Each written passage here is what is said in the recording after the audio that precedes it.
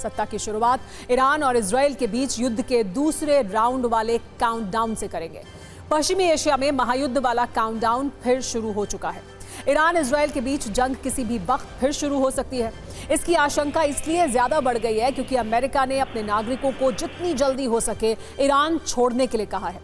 America ने हमले के खतरे के बाद अपने नागरिकों को ये चेतावनी जारी की है। वहीं अमेरिका ने इजराइल के लिए ट्रैवल वार्निंग का लेवल बढ़ा दिया है।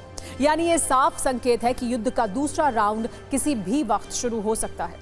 इस जंग की आशंका इसलिए ज्यादा है क्योंकि ईरान में अब भी लगातार धमाके हो रहे हैं।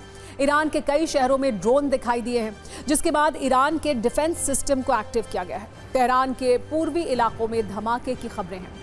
जानकारी के मुताबिक हमले के बाद एक इमारत में आग भी लग गई। दोनों देशों के बीच का सीज फायर इन धमाकों की वजह से किसी भी वक्त टूट सकता है, जिसका सबसे बड़ा संकेत ईरान में रह रहे अपने नागरिकों UEM Jaipur is a perfect target for prospective students aspiring for good jobs, good education with future-ready skills.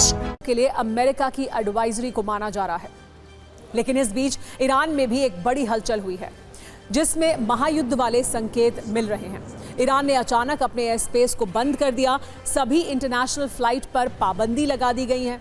International flight transit पर भी रोक है, जिसके बाद कहा यह जा रहा है कि ईरान को इजराइल की तरफ से बड़ी एयर स्ट्राइक का डर है। और अभी हो रहे छोटे छोटे ड्रोन हमले इसी बड़े हमले से पहले का ट्रेलर है। इन हमलों में ईरान के कई सैन्य कमांडरों के मारे जाने की खबर है। इसके बावजूद भी ईरान की तरफ से खामोशी है। ईरान की तरफ से इन हमलों का कोई जवाब नहीं दिया जा रहा। ऐसे में यह अंदेशा है कि ईरान इजराइल पर बड़े मिसाइल हमले की तैयारी कर रहा है और इस तैयारी के बाद इजराइल पर एक साथ कई मिसाइलों से हमला किया जा सकता है। लेकिन इन हमलों का जवाब देने से पहले ईरान अपनी तैयारियों को पुख्ता करने में जुटा हुआ है। चीन की तरफ से उसे 40 फाइटर जेट मिलने की खबर है। वहीं अब ईरान ने रूस और चीन से एयर डिफेंस सिस्टम भी मांगे हैं। अगर ईरान को ये एयर डिफेंस सिस्टम मिल जाते हैं तो इजरायली एयर स्ट्राइक से बचने के लिए ईरान को एक सुरक्षा कवच मिल जाएगा और फिर ईरानी मिसाइलें आसानी से इजराइल में तबाही मचा सकेंगी। लेकिन तैयारी इजराइल की तरफ से भी की जा रही है। इसके लिए इजरायली प्रधानमंत्री नेतन्याहू अमेरिका का दौरा करने वाले हैं। वो राष्ट्रपति ट्रंप के साथ अपने एक्शन प्लान पर चर्चा करेंगे। इस बीच अमेरिका से इजराइल को हथियारों की सप्लाई जारी है। लेकिन एक खबर ने पूरी दुनिया को चौंका दिया है। खबर यह है कि ट्रंप अब इजराइल को बंकर बस्टर बॉम्ब और B-2 बॉम्बर दे सकते हैं ताकि वो ईरान के परमाणु ठिकानों पर हमला कर सके। रिपोर्ट्स ये बताती हैं कि अमेरिका के हमले के बाद ईरान के न्यूक्लियर रिएक्टर्स में एक बार फिर काम शुरू हो चुका है। ये परमाणु रिएक्टर जमीन के नीचे 300 फीट की गहराई में बने हैं, जिन्हें सिर्फ अमेरिकी बंकर बस्टर बॉम्ब से तबाह किया जा सकता है।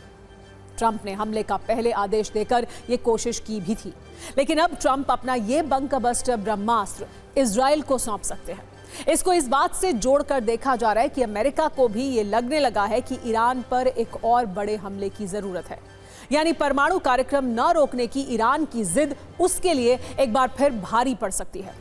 इसीलिए अमेरिकी मीडिया की खबर के मुताबिक इजराइल को B-2 बॉम्बर दिए जा सकते हैं। इन B-2 बॉम्बर्स को GBU-57 बंकर बस्टर बॉम्ब से लैस किया जाएगा। अमेरिका ने अपने बाहुबली B-2 बॉम्बर अब तक किसी देश को नहीं दिए हैं। यानी इजराइल B-2 बॉम्बर हासिल करने वाला पहला देश बन सकता है, जिसकी मदद से इजराइल खामेनेई के परमाणु वाले सपने को हमेशा के लिए तोड़ सकते हैं। इस मुद्दे पर अमेरिकी कांग्रेस में बिल पेश किया गया है। रिपब्लिकन और डेमोक्रेट रिप्रेजेंटेटिव ने मिलकर यह बिल यूएस कांग्रेस में रखा है। इस नए बिल में ट्रंप को B-2 बॉम्बर पर ज्यादा फैसलों का अधिकार है। यानी ये बिल पारित होता है तो इजराइल को B-2 बॉम्बर और बंकर बस्टर मिलने का रास्ता साफ होगा। इजराइल की इन तैयारियों के बीच ईरान के chief of staff major general Mousavi ने इजराइल को अंजाम भुगतने की धमकी दे दी है।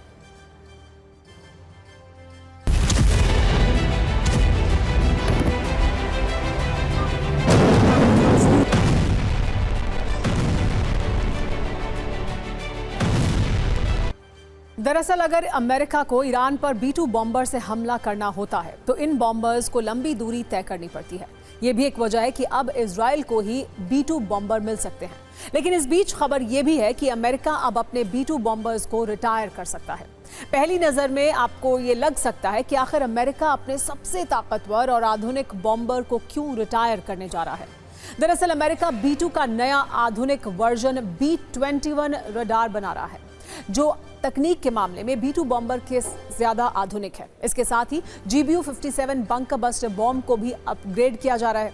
इस बॉम्ब को इस तरह से अपग्रेड किया जा रहा है ताकि इसे टारगेट के नजदीक जाए बिना दूर से ही लॉन्च किया जा सके।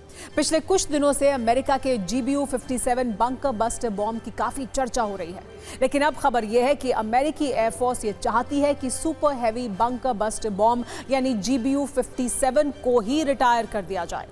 इसकी जगह एक नया बम लेगा जो इस बम की तुलना में कहीं ज्यादा तबाही मचा सकता है। जानकारी इस मुताबिक इन नए बंकर बस्टर बॉम्ब का वजन है 10,000 किलो, यानी ये GBU-57 के मुकाबले 4,000 किलो कम होगा, लेकिन उससे ज्यादा ताकतवर होगा। इस बम का नाम अभी सामने नहीं आया है। ये जानकारी भी उपलब्ध नहीं है कि ये कितनी गहराई तक वार करेगा, लेकिन इतना जरूर माना जा रहा है कि नया बम 200 फीट से ज्यादा नीचे तक तबाही मचाएगा। नए बॉम्ब के लिए खास तौर से B-21 बम वर्षक तैयार हो रहे हैं। बताया जा रहा है कि इस बॉम्बर की मदद से दूर से बम को लॉन्च किया जा सकेगा, यानी ये बंकर बस्टर बॉम्ब GBU-57 से ज्यादा हल्का और स्मार्ट होगा।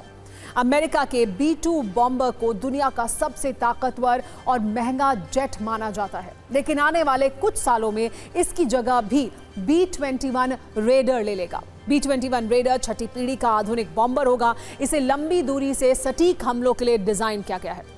ये B-2 बॉम्बर से आकार में छोटा और वजन में हल्का होगा। साथ ही B-2 से ज्यादा बेहतर स्टेल्थ तकनीक से ये लैस होगा, जिसे पकड़ना दुनिया के आधुनिक रडार के लिए बहुत मुश्किल होगा, क्योंकि ये रडार और इंफ्रारेड डिटेक्शन से बचने से पूरी तरह से सक्षम होगा। इसकी क्षमता 18,000 किलो से भी ज्यादा पेलोड ले जाने की होगी। हल्का होने की वजह से B-21 की रेंज भी B-2 बॉम्बर से कहीं ज्यादा होगी। इजराइल के पास अगर ईरान के खिलाफ उसके साइंटिफिक प्रोग्राम को नष्ट करने के लिए कुछ नहीं है तो सिर्फ ये दो ही चीज़ें हैं, B-2 बॉम्बर्स और बंकर बस्टर बॉम्ब। उसमें भी अगर GBU जैसी क्लास के अगर बॉम्ब मिल जाते हैं तो शायद अपने आप में US के इशारे पर इजराइल वो काम कर सकता है और US बच जाएगा अपनी क्रिटिसिज्म में। तीसरा, अपग्रेडेशन। आई एम श्योर ये अपग्रेडेशन उनको करना इसलिए भी पड़ रहा है क्योंकि वो इंक्रीजिंगली रियलाइज़ कर रहे हैं कि ईरान का न्यूक्लियर प्रोग्राम ज़मीन से नीचे और नीचे और नीचे चलता चला जा रहा है।